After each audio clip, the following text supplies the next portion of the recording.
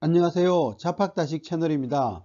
오늘은 조현병에 시달렸던 비운의 왕 선조에 대한 영상 보내드리겠습니다. 구독과 좋아요 부탁드립니다. 감사합니다. 선조는 1567년에 16세의 왕위에 올라 1608년까지 조선을 다스린 제14대 왕입니다. 하성군으로 봉해졌다가 명종의 뒤를 이어 즉위하였습니다. 훈구 세력을 배척하고 사림을 등용하여 바른 정치를 하고자 했으며 유학을 장려하여 윤리와 기강을 세우고자 했습니다. 기묘사화, 을사사화 등의 오류를 바로잡아 민심을 수습하고자 했으며 명나라의 법전인 대명회전 등이 조선 역사를 잘못 기록한 것을 바로잡고자 사신을 보내어 시정을 요구하기도 했습니다. 이렇듯 선조는 나라 안팎을 살펴 선정을 베풀고자 했습니다. 그러나 사림들이 동인과 서인으로 분당되어 권력투쟁을 벌여 전국은 혼란에 빠졌습니다. 1583년과 1587년에는 야인들이 침략하였습니다. 마침내 1592년 4월에는 임진왜란이 발생하여 조선의 상황은 어두웠습니다. 선조는 도성을 버리고 의주로 피난해야 했으며 백성들의 울음소리와 원성을 감내해야 하는 시련을 겪어야 했습니다. 이런 역사적 혼란 속에서 선조는 통치자의 자리를 지키고 동시에 자신의 병과도 싸워야 했습니다. 사람들은 흔히 선조를 비운의 왕, 무능한 왕으로 알고 있습니다. 그런데 선조가 조현병, 즉 정신분열증 환자였다는 사실은 잘 모르는 경우가 많습니다. 다음 글은 좌상 정육일이 이품이상 관리를 대동하여 임금의 덕을 기리기 위한 칭호인 존호를 올리고자 선조에게 청했으나 거절한 조선왕조실록의 기록입니다. 사실 선조에게 있어서 존호를 받는 것은 정통성 확보를 위해서 꼭 필요했습니다. 왜냐하면 후궁의 손자였고 또 세자자리를 거치지 않고 왕위에 올랐기 때문에 사실 정통성이 부족했기 때문입니다.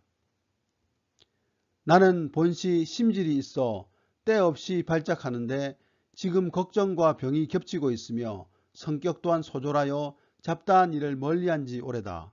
그런데 원치 않은 일을 강요하여 번거로이 할 수 있겠는가. 경들이 혹 나를 사랑한다면 제발 다시 거론하지 말라. 선조는 자신의 병인 심지를 이유로 존호를 올리려는 신하들의 청을 윤호하지 않았습니다. 1588년 37세의 선조는 지병인 심질과 나랏일에 대한 걱정이 겹치며 극심한 스트레스를 받았습니다. 심질은 광병, 광질이라고도 하며 정신장애의 하나인 정신분열증입니다. 현재 의학 용어로는 조현병이라고 불립니다. 선조는 정신장애를 지니고 있었으며 그 정상이 심해져 존호 문제를 거절했던 것입니다. 또한 선조는 나라를 제대로 통치하지 못한 자신에 대한 책망으로 존호를 받지 않았습니다.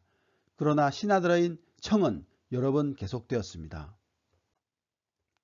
선조는 계속되는 신하들의 요청에 거절하지 못하고 선조 23년 1590년 4월 24일 정륜 입극 성덕 흥렬이라는 존호를 받았습니다. 그러나 2년 후 임진왜란이 일어났고 선조는 나라를 잃고 헤매는 가운데 임금인 자신이 존호를 사용하는 것은 죄라며 존호를 삭제할 것을 명했습니다.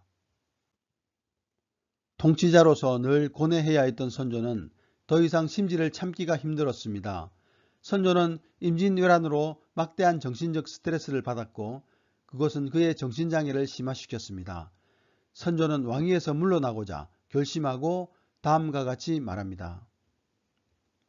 옛날 제 나라에 맹인재상 조정이 있었지만 어찌 맹인 임금이 있었는가. 거기다 심질이 날로 심하여 불을 대하고도 춥다고 하고 얼음을 씹어도 오히려 열이 생긴다.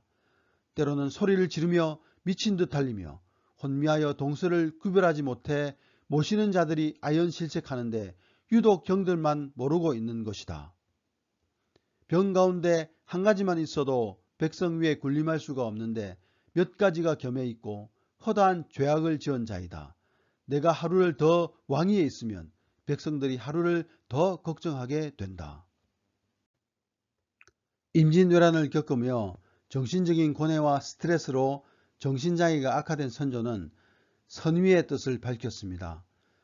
그러나 신하들의 반발은 컸고 선조 25년 11월 8일 정원, 좌의정 윤두수 등이 양의의 뜻을 거두어 달라고 상소했습니다. 전쟁 상황에서 세자에게 왕위를 물려주는 것은 나라의 혼란을 가중시키고 모아진 민심을 흩어버리는 일이라는 신하들의 말에 선조는 양의의 뜻을 거둘 수밖에 없었습니다. 정신장애가 악화된 선조는 점점 미친 정세인 전광증을 보였습니다.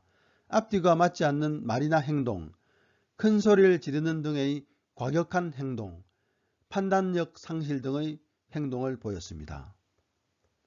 선조의 선의 의사는 그 후에도 여러 차례 반복되었지만 이루어지지 못했습니다. 선조 40년 1607년 10월 9일 정신을 잃고 쓰러졌다가 깨어난 선조는 10월 11일 비만기를 내려 세자에게 전의하고자 했습니다.